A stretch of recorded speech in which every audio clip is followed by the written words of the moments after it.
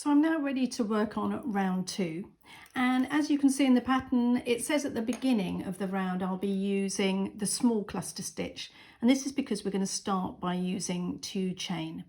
So for this round we're going to be working not into the stitches which are right at the top here, but actually into the spaces. So these are the spaces between all these puff stitches.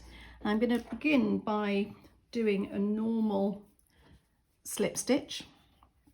So for this I bring the yarn through, and just to make a nice secure join I just do a slip stitch using the double thread.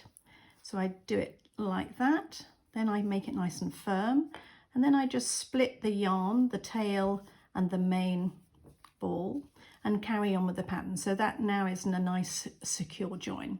So the pattern tells me to start by doing 2 chain. So that's 1, 2, and now I'm going to work a small cluster stitch.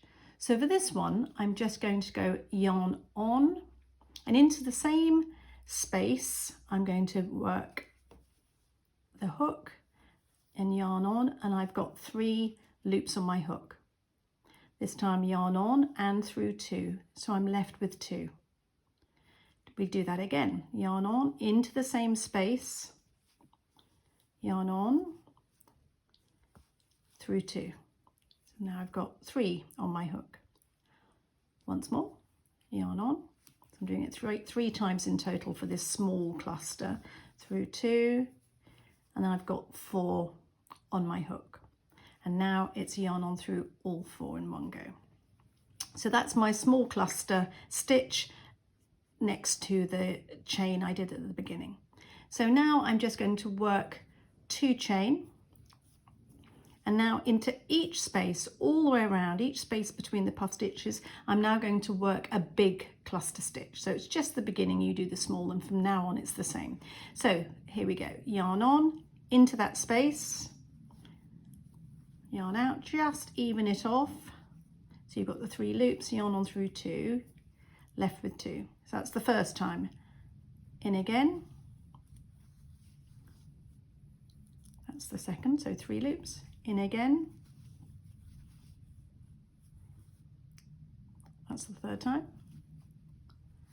And once more, 4th time. So I should, by the end of the whole series of stitches, I should have 5 loops on my hook. Now I take the hook all the way through all 5, close it with a chain, and then I think of it as 1 more chain to travel on to the next space.